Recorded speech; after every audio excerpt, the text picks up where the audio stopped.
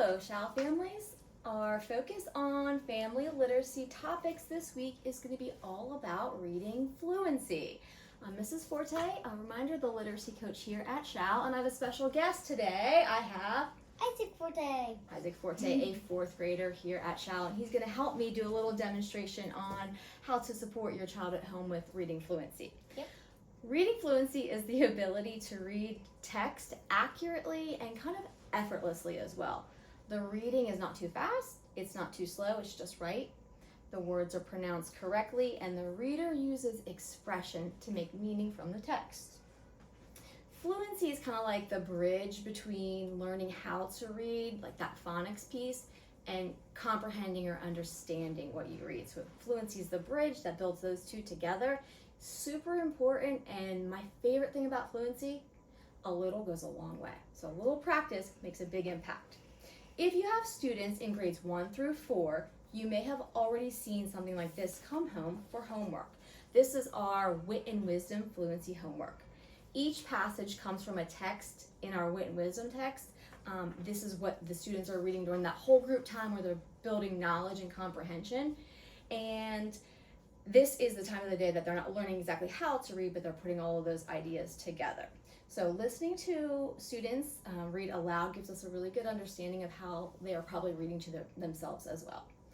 So the key to building reading fluency is also doing it multiple times, okay, each with a different focus. So on the fluency homework coming home, we're suggesting that you focus on 4 different things. The first one being accuracy, or reading the words correctly.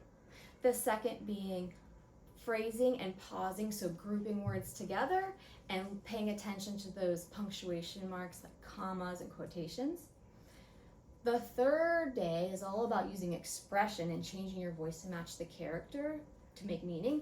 And then on the 4th day, you kind of put it all together to try to read at an appropriate pace and volume. So let's do a little practice, Isaac, okay? All right, so this is not the first time Isaac has read this little part of his fluency homework, but he's going to read a section and we're going to talk about each aspect of fluency. All right, go ahead. Nelson Mandela said, "A good head and a good heart are always a formidable combination."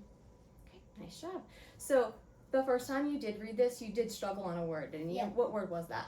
Formidable. Formidable. So he did not accurately read that word formidable the first time, so we practiced a couple times, and then now I think you've got that word down. What's the word again? Formidable. Formidable. Very good. All right, let's try a day 2 read. Can you read again for phrasing and pausing, please? Nelson Mandela said, "A good head and a good heart are always a formidable combination." Oh, I heard you pause somewhere. Where did you pause in that sentence? After Nelson Mandela said. Oh, what did you see there? What punctuation did you see? Comma? Comma. A comma. So very nice job. I like how you pause there. And you are starting to group words together in a phrase like a good head and a good heart.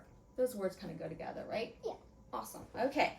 Day 3, we're going to focus on expression. So really trying to use your expression to make meaning. Go for it, Isaac.